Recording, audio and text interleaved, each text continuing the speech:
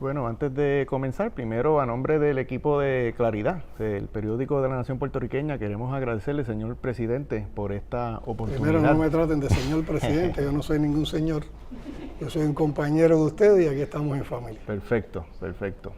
Claridad, de hecho, solo para récord, es un periódico que nace en 1959, tiene un cumpleaños cercano al de la Revolución Cubana y no solo en años tiene muchas coincidencias, sino también en su proyecto. Es un periódico vinculado con la lucha por la independencia, con la lucha por el socialismo. Por eso siempre ha tenido mucho interés y mucha cercanía a lo que pasa en Cuba y a la Revolución Cubana, y dentro de ese marco es que estamos haciendo esta entrevista. Evidentemente, en las últimas semanas ha habido ciertos temas que han causado gran interés y grandes preguntas sobre lo que está ocurriendo en Cuba. Obviamente también dentro del contexto de una nueva intensificación de la agresión imperialista por parte del presidente Donald Trump. Pero queríamos iniciar la conversación comentando las 176 medidas que recién se anuncian y que todavía están dando mucho de qué hablar.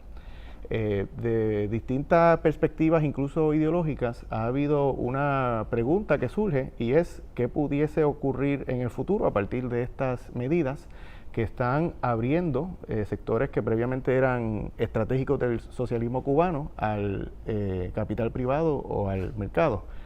Para dar un ejemplo, la banca o la propiedad inmueble.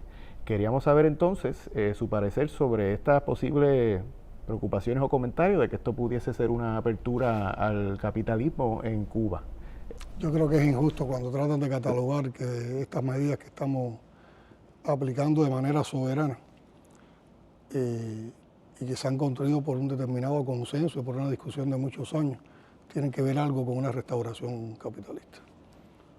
Los que estamos como parte del proceso natural de continuidad generacional en Cuba, la generación que está asumiendo en estos momentos las principales responsabilidades en el partido, en el gobierno, en el Estado, nacimos con la revolución y defendemos la revolución.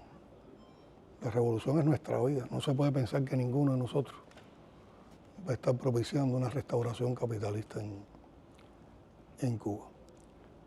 Pero siempre que en Cuba se hace algo, todo es muy polémico y siempre despierta intereses, se manipula mucho también la realidad cubana y se le tratan de dar muchas interpretaciones desde la derecha y lamentablemente a veces también desde la izquierda.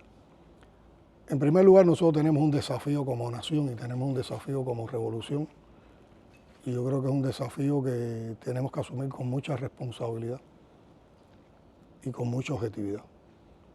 Cuba está tratando de realizar el proceso de construcción socialista, e insisto, de construcción socialista, en las condiciones de una pequeña isla que ha sobrevivido al bloqueo económico, comercial y financiero y ha recrudecido y ahora llevado a máximo extremo con un bloqueo energético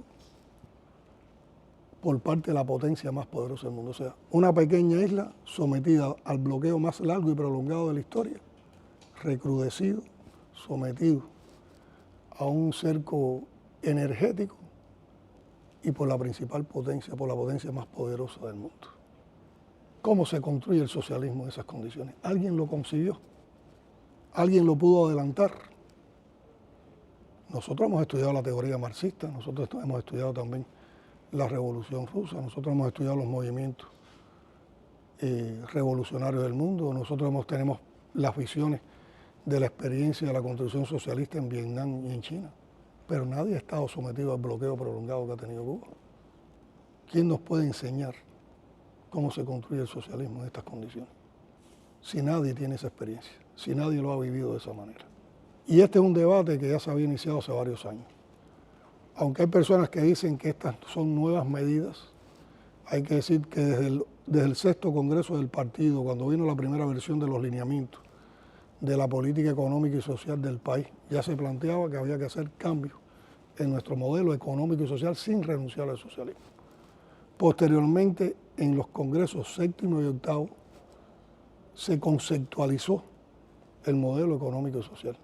Entonces, es una necesidad. Los tiempos son muy complejos. Nosotros estamos viviendo una situación sumamente compleja de bloqueo, con ya daños acumulados a nivel económico y a nivel social por la prolongación de ese bloqueo, y tenemos que ser capaces, con características cubanas, de construir ese socialismo.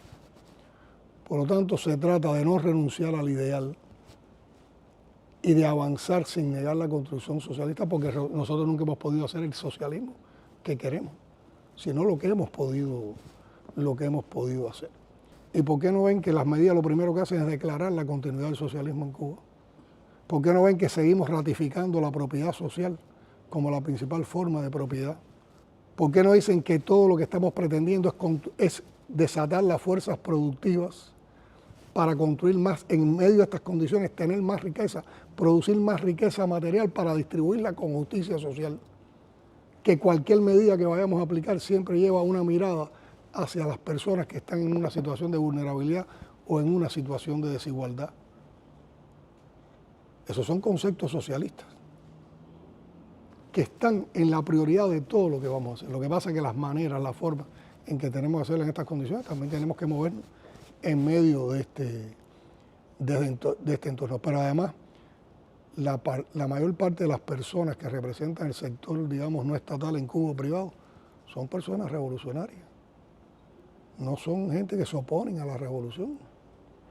Cuando estamos hablando de la posibilidad de que inviertan cubanos residentes en el exterior, no estamos hablando de los cubanos que quieren hacer desaparecer la revolución. Estamos hablando de los cubanos que han mantenido una relación con su país, una relación con su identidad, que quieren aportar desde que lo hacen. Sería muy contradictorio que nosotros, que estamos abiertos a la inversión extranjera, no nos abramos a la inversión de los cubanos que residen aquí o que residen en el exterior. Recuérdense que Cuba nunca la ha tenido fácil como revolución. Cuba siempre ha estado sometida a los signos del bloqueo y a determinadas circunstancias. Estuvimos en el año 62 en una crisis al borde de un conflicto nuclear a nivel mundial. Después, en los 90, vino el periodo especial. Y en el periodo especial, ahora cosas que se ven muy normales, fueron totalmente innovadoras y necesarias en aquella época. En aquel momento, por primera vez, Cuba despenalizó la divisa. Y despenalizar la divisa significaba ya la creación de determinados niveles de desigualdad en una sociedad que siempre ha luchado por la justicia social. Porque significaba que un grupo de personas se iban a distinguir de otras, no por el aporte de su trabajo, que es el principio de distribución del socialismo, sino también porque tenían la posibilidad de remesa, ¿no? Pero el país necesitaba divisa. Cuba da ese paso para disponer de un nivel de divisa, pero ¿para qué Cuba va a disponer de esa divisa? Para potenciar los programas sociales, para potenciar la economía y que con potenciando la economía podamos sostener los programas sociales. Porque sin economía no se puede sostener la sociedad. Sin economía hablar de justicia social. Y siempre nuestra visión que nos la enseñó Fidel es desarrollo económico, pero con crecimiento social. Crecimiento económico con desarrollo social. Fidel nunca vio solo el tema de la economía separado de lo social, porque no tiene sentido. Los países capitalistas se desarrollan económicamente, pero no hay desarrollo social porque no hay justicia social. Entonces, todo eso ha estado en ese debate. Nosotros cuando hablamos de algunos elementos de mercado, no estamos hablando que el mercado va a decidir en todo, ni estamos hablando de estado mínimo y mercado máximo.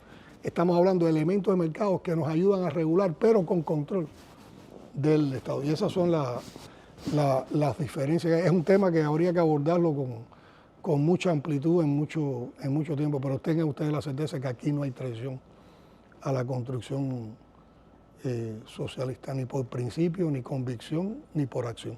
Aquí vamos a seguir defendiendo el socialismo y vamos a seguir defendiendo la justicia social, pero necesitamos desatar las fuerzas productivas para que el país cree más riqueza, y creando más riqueza podamos ya no solo sostener las conquistas de la revolución, que yo creo que eso es un mérito de la revolución cubana. En tantos años de bloqueo ya hemos mantenido conquistas sociales como la educación y la salud, con sistemas universales de educación y salud de calidad, gratuitos, con acceso para todos, que hay países que tienen muchísima riqueza y ni eso han logrado tener en el mundo. La COVID lo demostró. Cuando se quebraron los sistemas de salud de los países desarrollados por las prácticas neoliberales, Cuba bloqueada ya que en aquel momento con las medidas de tropas recrudecidas, su sistema de salud no se quebró y manejamos la COVID mejor que Estados Unidos y que otras potencias. Y fuimos uno de los 5 países que pudo poner sus propias vacunas. Eso es socialismo. Eso es socialismo. Déjeme regresar a algo que usted comentaba ahorita. Muchas de estas medidas, incluso economistas cubanos, expertos cubanos, las habían planteado, las venían planteando desde hace varios años. Usted comentaba incluso que ya se habían discutido en congresos del partido previos. La pregunta que queda ahora es, ¿por qué con la celeridad que se ha hecho ahora? ¿Por qué con la inmediatez que se ha hecho ahora? Porque las medidas tienen que... La comprensión. Uno no puede aplicar medidas si no hay comprensión, si no se construye en consenso. Fíjate que aún así, en medio de esta situación, las estamos planteando y hay opiniones divididas. Y no podemos decir que ahora depende mucho de lo que nosotros aseguremos políticamente en la comprensión de estas medidas, porque son medidas que tienen contradicciones, que tienen riesgos, que no siempre todos los economistas las plantearon desde la visión de la construcción socialista. Ya por ahí anda un grupo de economistas diciendo que hay un proyecto de desarrollo económico de Cuba, desarrollo social de mercado, ya le quitaron la palabra socialismo. Hay otros que han empezado a decir que hay que hacer cambios en el sistema político. Nosotros no vamos a hacer cambios en el sistema político, nosotros seguimos defendiendo nuestro sistema político, nuestro socialismo. Y entonces eso fue un debate como te decía, del sexto congreso, se enriqueció en el séptimo, se avanzó en el octavo y nosotros ya nos estábamos preparando para el noveno congreso.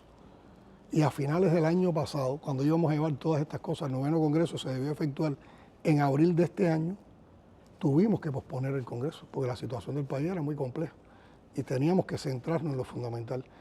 Pero ¿qué explicamos en el 11º pleno del Comité Central del Partido que se celebró a finales del año pasado?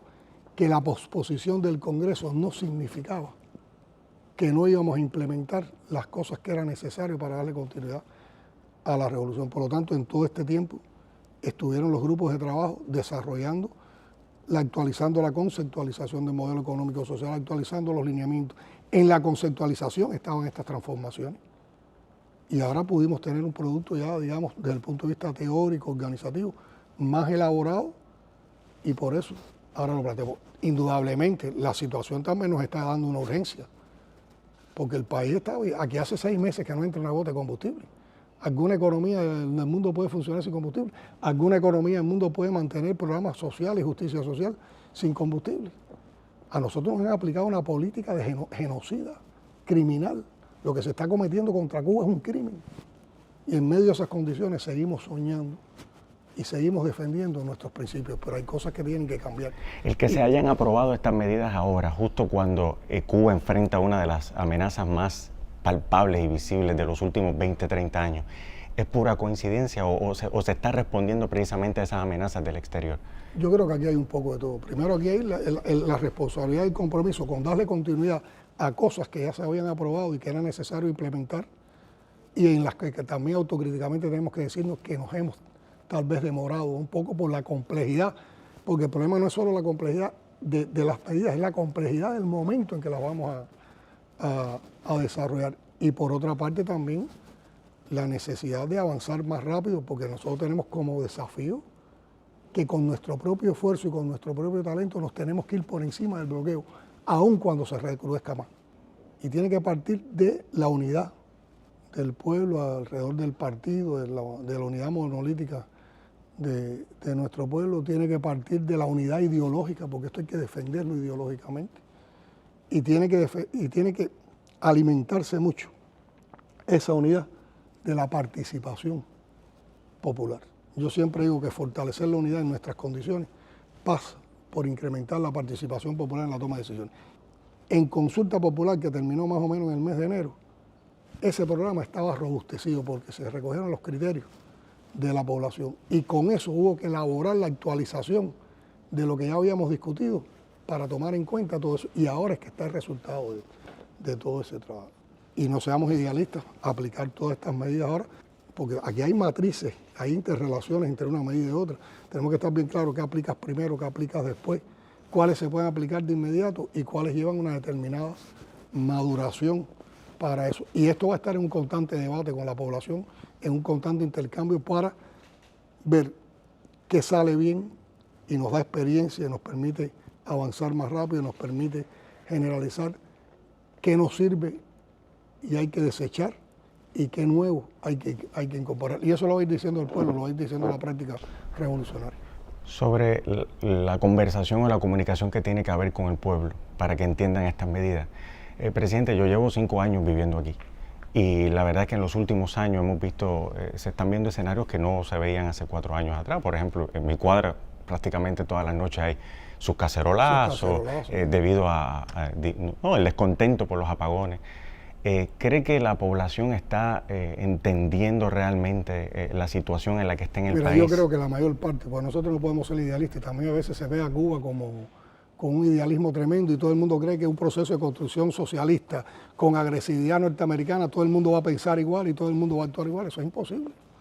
Eso es imposible. Lo que pasa es que esas peculiaridades nada más que se las ponen a Cuba en la intoxicación mediática con que tratan de desacreditar. Pero esto es una sociedad también heterogénea como son cualquiera de las sociedades del mundo, pero es una sociedad con madurez política.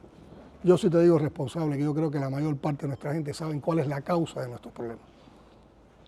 Y saben que más que por una gestión deficiente, como tratan de echarnos las culpas los voceros del imperialismo, porque saben cuál es la voluntad con que se trabaja aquí, saben cuál es el vínculo que hay con el pueblo, cómo se abordan los problemas, saben que el principal obstáculo para desarrollarnos es el bloqueo ese prolongado y el recrudecimiento de ese bloqueo.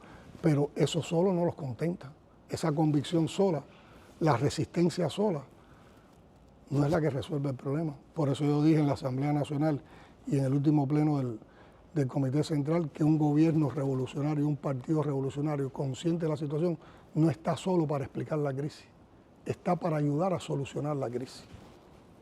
Y cuando estoy hablando de esos términos, estoy hablando de que no es solo los dirigentes, somos con el pueblo, tenemos que ser capaces, pero hay que hacer cosas. Lo peor es quedarnos detenidos en el tiempo.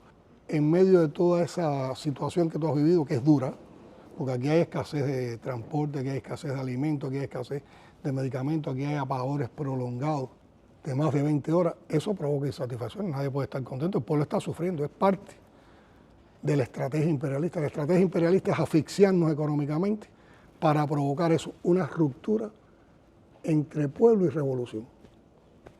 Y como dijo Trump un día, le hemos aplicado todas las presiones posibles, ya casi no hay nada que aplicarle que no sea arrasarlo. ¿Y por qué no han logrado el estallido social? ¿Por qué no han logrado la ruptura? Y la gente toca en cacerolas y hay unos con más discursos, ¿no? Y otros que tú nos conoces, el cubaneo cubano también. Sí, y yo digo, bueno, tóquenle la cacerola a los vecinos del norte, que son los que nos tienen con este pago. Entonces hay todas esas realidades, como yo digo, es el color cubano, ¿no? Nuestros matices en la manera también de actuar y de sentir las cosas, ¿no? Esto no son cuestiones de verlos en blanco y en negro, no son cuestiones digitales, pasan por muchas situaciones, pasan por muchas razones. Pero fíjate, yo tengo la convicción de que la vamos a superar y que vamos a salir adelante y que vamos a vencer y que no nos vamos a rendir, no nos vamos a rendir.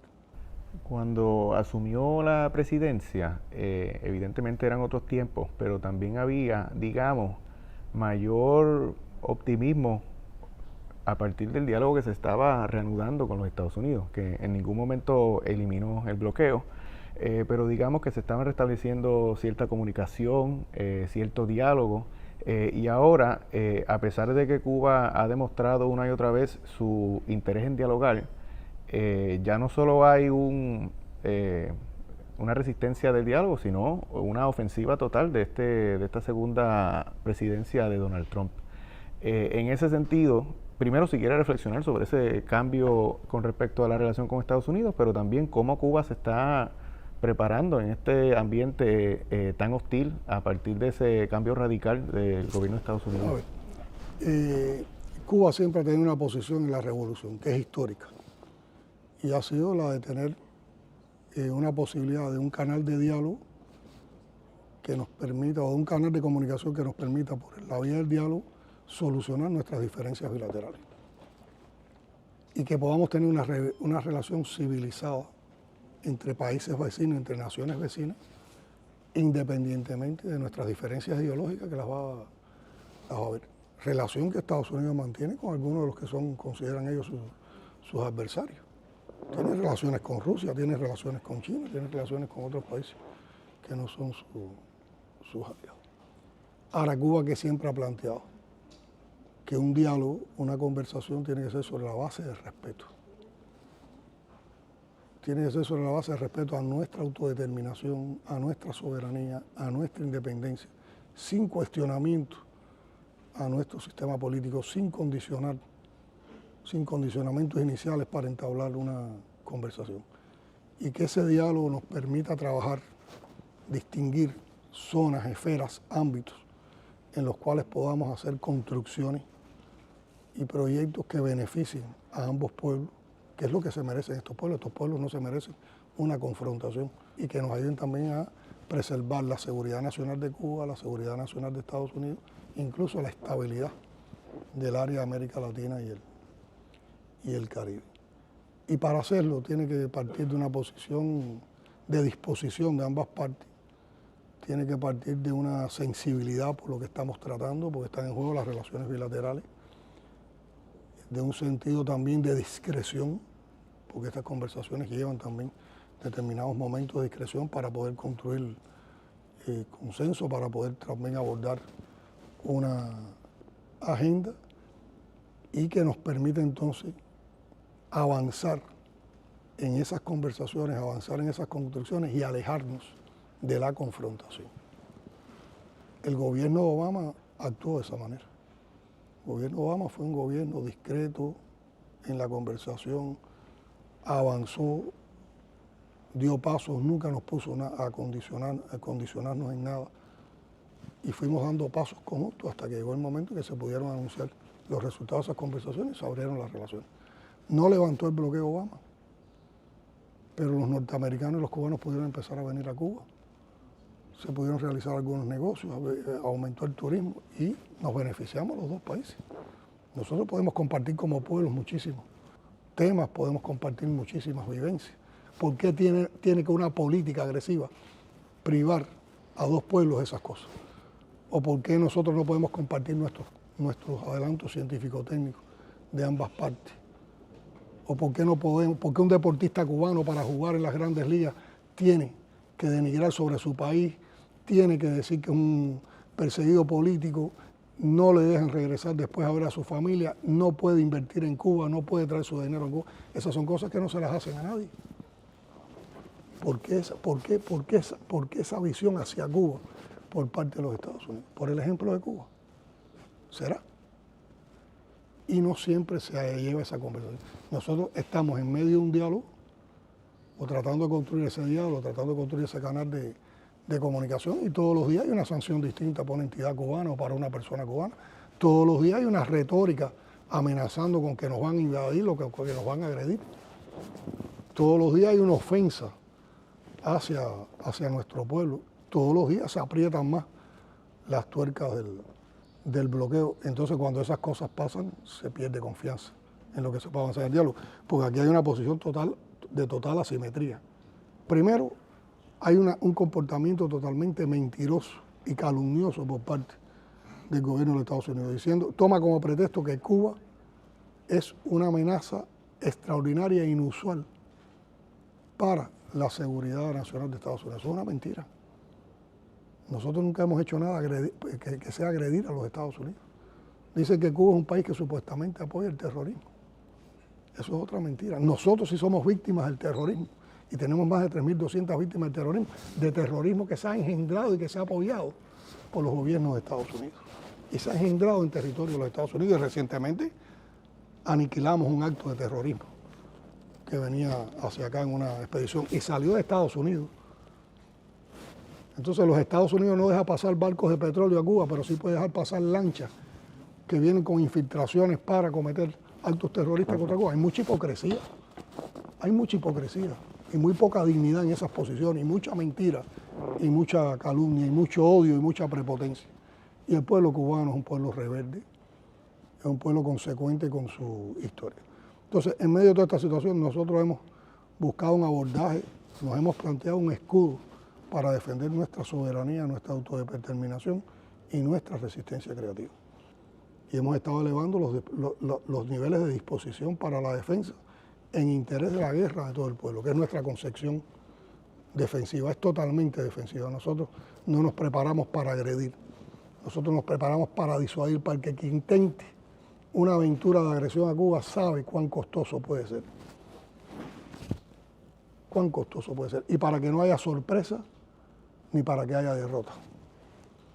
Por otra parte, está el tema económico. Y por eso nos planteamos un programa de gobierno que lo llevamos a consulta popular, que lo debatimos, lo enriquecimos, lo robustecimos. Y ahora vamos con estas medidas anunciadas para avanzar. Estamos desarrollando un amplio movimiento político con la población de participación popular y sobre todo hoy en la comunidad, porque ese es el escenario fundamental donde se desarrollan todos nuestros procesos. Hemos desarrollado también una ofensiva mediática, porque no podemos dejar que los únicos contenidos que haya en las redes sociales con relación a Cuba sea toda esa campaña de intoxicación y odio que parte de todos los operadores subordinados a los intereses del imperio. Y una quinta es también un llamado internacional, una estrategia de movimiento internacional de solidaridad con Cuba. Esa es nuestra visión. Ya en la estrategia económica hay muchas más cosas por dentro, pero entre ellas hay algunas fundamentales. Vamos a comer lo que seamos capaces de producir. Por lo tanto, estamos potenciando toda una estrategia de soberanía para alcanzar en el menor tiempo posible la soberanía alimentaria del país, produciendo nosotros. Y el otro gran tema es la transición energética a través del uso de las fuentes renovables de energía. El año pasado nosotros logramos unas inversiones de más de 1000 megawatts en parques fotovoltaicos. Gracias a eso, hoy no hubiéramos colapsado si no hubiéramos tenido eso, y vamos a continuar con esa transición, más el uso del crudo nacional, más la refinación del crudo nacional y cosas de las que hemos estado hablando en otro momento. Presidente, déjeme volver brevemente al tema de las relaciones con Estados Unidos. Usted mencionaba ahorita que estamos en medio de un diálogo, fueron las palabras que usted utilizó textualmente. El canciller Bruno Rodríguez ha dicho reiteradamente que realmente no ha habido un diálogo efectivo con los Estados Unidos. Hay un canal de comunicación para llegar al diálogo. Está funcionando. Que está funcionando muy regularmente, pero para llegar al diálogo hay que construir una agenda y hay que lograr esa disposición. Pero imagínate la desconfianza que hay. Estados Unidos se suponía que estaba en una conversación o en un diálogo con Venezuela y agredió a Venezuela, secuestró a su presidente y a su esposa y los extrajo del país.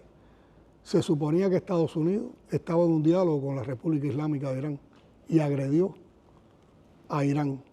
Estados Unidos siempre ha tenido una posición de agresor hacia Cuba y Cuba ha sido la agredida.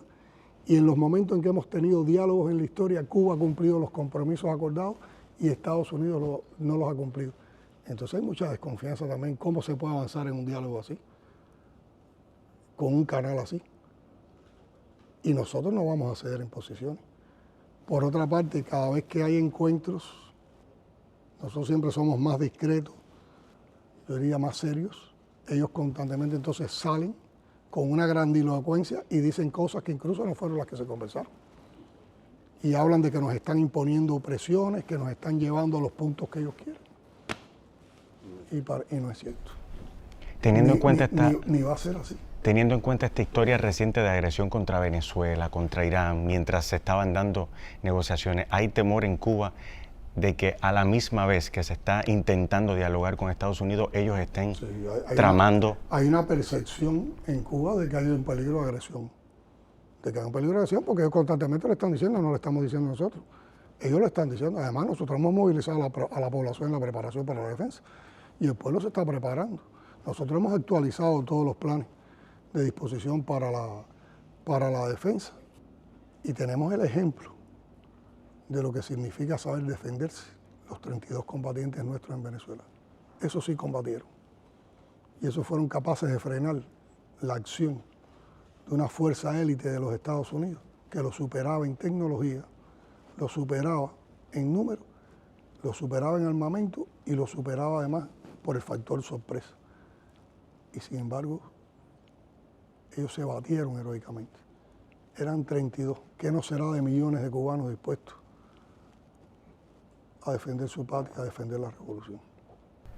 Parte de lo que está ocasionando este recrudecimiento del bloqueo, este bloqueo energético, es la presión que está ejerciendo Estados Unidos con respecto a otros países y sus relaciones con Cuba. Nos gustaría, si pudieras comentar, una impresión que a veces se da, y es que mientras Cuba ha sido históricamente un país muy solidario con todos los países que así en algún momento hayan pedido el auxilio, uno ve que en momentos en que se hablaba mucho de multipolaridad, de un reto a la hegemonía de Estados Unidos, países, incluso países con gobiernos progresistas, no necesariamente están, por lo menos está la impresión, ¿no? Están dando lo suficiente la ayuda que Cuba necesita. Países que a veces productores de petróleo, que por alguna razón u otra no han sido enfáticos en para retar lo que en efecto es una política genocida del gobierno de Estados Unidos. No sé cuál es su percepción sobre esta geopolítica. La solidaridad es una manera de actuar, yo diría la manera de actuar más altruista de una persona, de un grupo social, de una comunidad, de un país, de un pueblo, de una nación. La solidaridad solo se brinda cuando hay convicciones y cuando hay una posición de no egoísmo. Fidel nos enseñó el concepto de la solidaridad. Fidel siempre nos explicaba que la solidaridad era un compromiso moral, era una deuda moral que uno debía cumplir con el resto de la humanidad. Y siempre nos dijo que nosotros no éramos solidarios compartiendo lo que nos sobraba, sino que éramos solidarios compartiendo lo que teníamos, fuera poco o fuera mucho, y hay muchas expresiones en el mundo, y yo creo que la solidaridad es uno de los valores que nosotros tenemos que enaltecer en el mundo, porque es la salida al egoísmo y al individualismo que crean las sociedades estas de consumo. Y de hecho hay solidaridad con Cuba. Cuba no está sola. Esa solidaridad nos llega de Puerto Rico todos los años. Hace más de 35 años, la brigada Juan Rius Rivera llega a Cuba con solidaridad, liderada por esa amiga y esa hermana que es Milagro Rivera.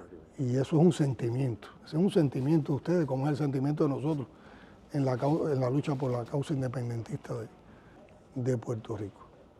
A nosotros, en medio de estos momentos difíciles, nos ha llegado solidaridad del hermano pueblo mexicano y de su presidenta Claudia, y han llegado barcos con ayuda humanitaria a Cuba.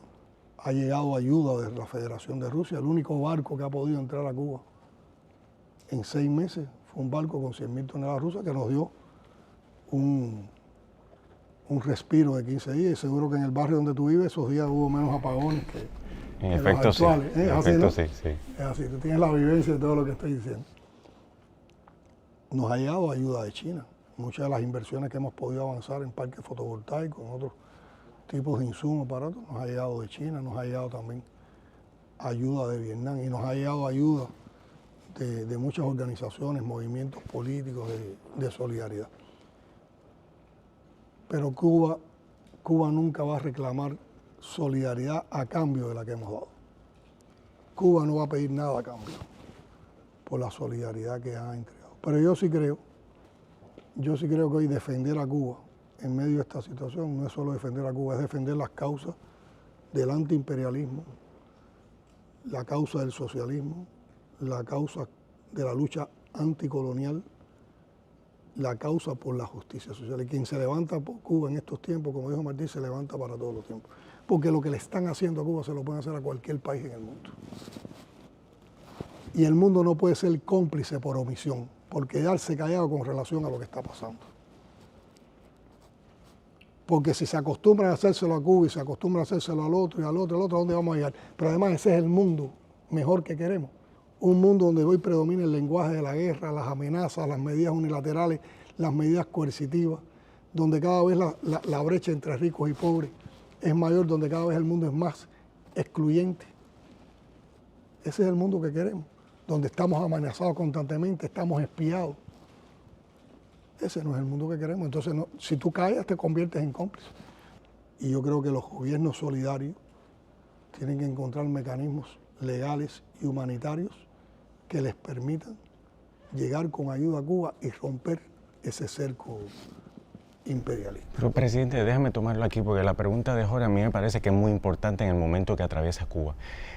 Cuba ha tenido unos gestos de solidaridad y altruismo con el resto del mundo que para mí son inconmensurables. Por ejemplo, yo recuerdo aquí cuando la pandemia de la COVID, el único país que aceptó el crucero británico fue Cuba. Y sin embargo, pareciera, más allá de los pueblos y los movimientos populares, pareciera que no se está teniendo una respuesta equiparable a la solidaridad que ha tenido Cuba con el resto del mundo. La pregunta mía es, ¿espera Cuba más del resto del mundo? Mi respuesta es: Cuba no va a exigirle a nadie que nos dé más solidaridad a cambio de la que nosotros nos damos. ¿Pero esperaría más solidaridad? Eso queda por la gente, eso queda por los gobiernos, queda por los pueblos. Nosotros no vamos a calificar a nadie porque nos dé más o menos solidaridad. La que nosotros la hemos dado por convicción. Ahora sí creemos que hoy debía haber un debate intenso a nivel de Naciones Unidas, a nivel de bloques regionales, en apoyo a Cuba. Y no porque esté centrando en Cuba, sino por lo que significa lo que se está defendiendo en Cuba, lo que significa para el mundo. La solidaridad con Cuba hoy no sería un problema de reconocimiento o de cariño a Cuba. Es un tema estratégico para la humanidad. Es un tema estratégico para la humanidad. Porque en Cuba se está defendiendo todo lo que es anticapitalista, todo lo que es antiimperialista. En Cuba se está defendiendo la paz, se está defendiendo la seguridad, se está defendiendo la independencia, se está defendiendo la autodeterminación. Recuérdense que aquí este bloqueo recrudecido en los últimos tiempos se recrudece más por dos órdenes ejecutivas.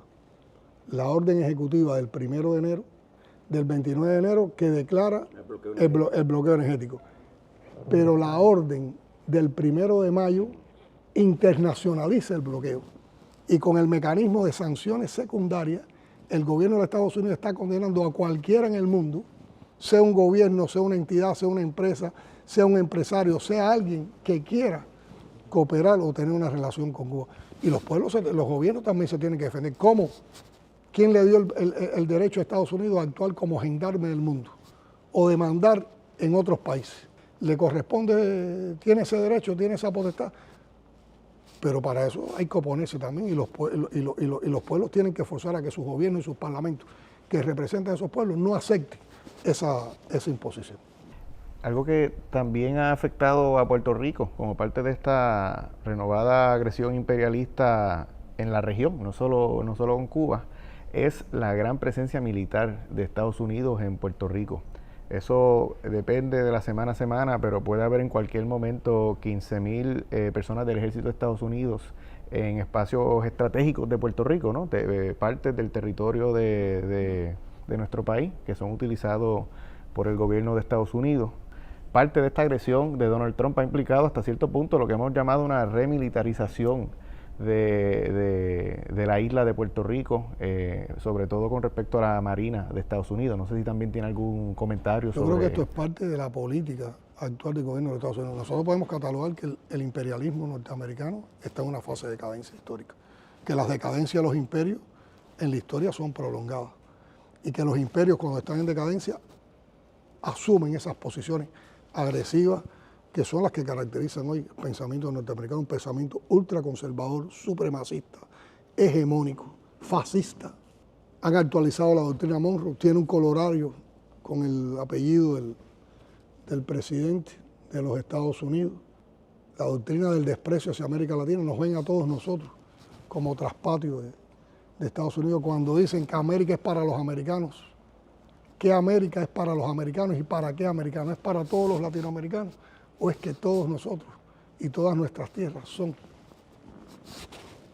para favorecer los intereses de Estados Unidos? Lamentablemente hay gobiernos lacayos en nuestra región, en América Latina y el Caribe, que se subordinan a los intereses de Estados Unidos.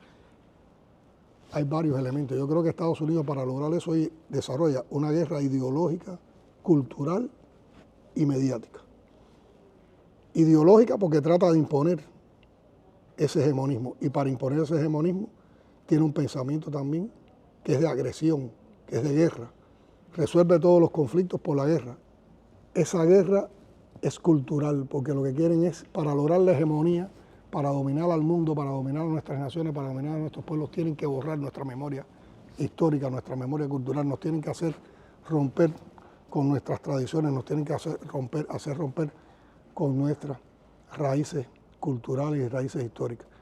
Por lo tanto, tienen que tratar de que nosotros veamos como absurdo nuestra historia y nuestra cultura.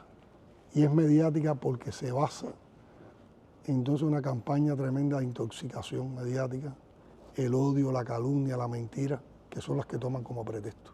En estos momentos, la presencia militar norteamericana en el Caribe es la mayor presencia militar en los últimos 15 o 20 años. Y comenzó a fabricarse con el tema de Venezuela, con el pretexto de que había un narcoestado y que se favorecía el narcotráfico, y con la supuesta lucha y el papel de líder de Estados Unidos en la lucha contra el narcotráfico. ¿Por qué hay narcotráfico y por qué hay tráfico de drogas? ¿Quién es el primer país consumidor de drogas? ¿Dónde es el país donde las personas que negocian con la droga son más libres? Son los Estados Unidos. Y buscan ese pretexto para invadirnos, para tener presencia militar en los países que se lo permiten. A costa de eso han cometido ejecuciones extrajudiciales, y con esa presencia militar fue que agredieron a Venezuela.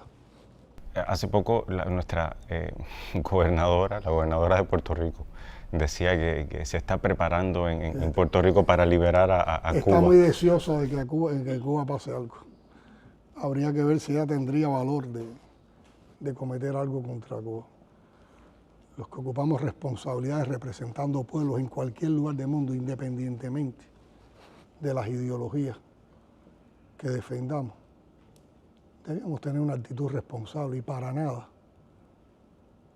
hacer nunca un llamado a la guerra, ni a la agresión, ni a la injerencia, ni a la ocupación de otro país,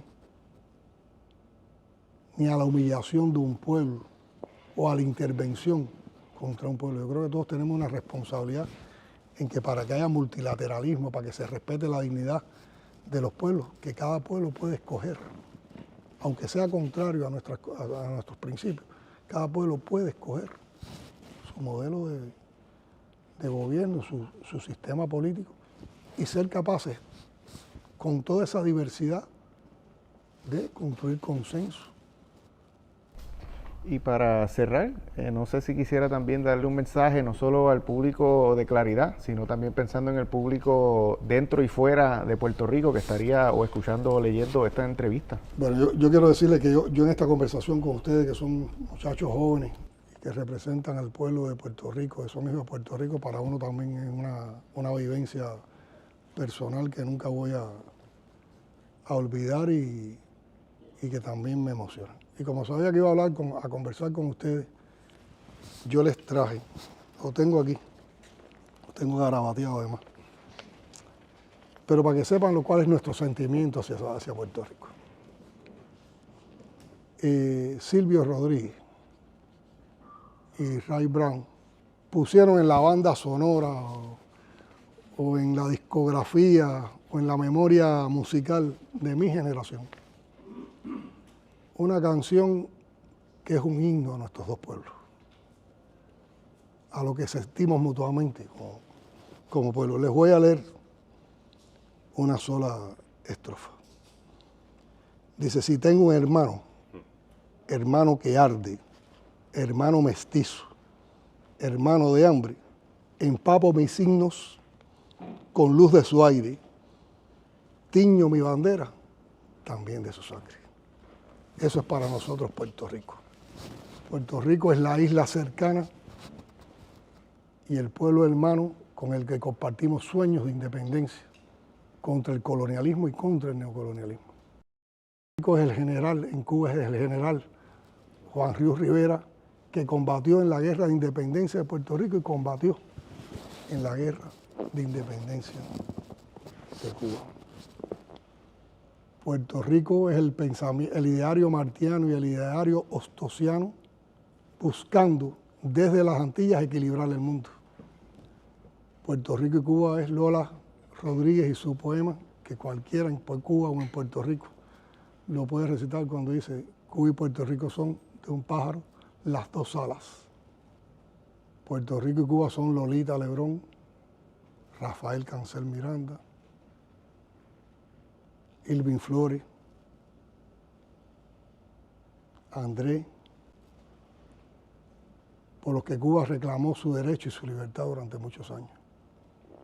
Y qué bueno que después los pudimos tener entre nosotros en algún momento acá. Pero Puerto Rico y Cuba son también Carlos Muñiz, asesinados por terroristas, por compartir los mismos ideales en Puerto Rico. Siempre hemos pensado los cubanos, desde Martí hasta hoy, que nuestra independencia no estará completa nunca, hasta que no esté completa la independencia de Puerto Rico. Por lo tanto, hermanos, ustedes saben, como ustedes están con nosotros, nosotros también estamos con ustedes. Y para el pueblo boricua, nuestro aprecio, nuestro sentimiento, nuestro cariño, nuestra hermandad, y siempre los estaremos defendiendo en todas las tribunas. Y que si todos nos unimos en esa lucha, hoy por Cuba, mañana por Puerto Rico, otro día será por otros pueblos y por otros países, esa unidad será la pared contra la que se estrellará la agresión imperial siempre. Y tenemos que estar convencidos todos en América Latina y el Caribe de que venceremos. Muchas gracias a ustedes por este encuentro y por esta posibilidad. Muchas gracias, presidente.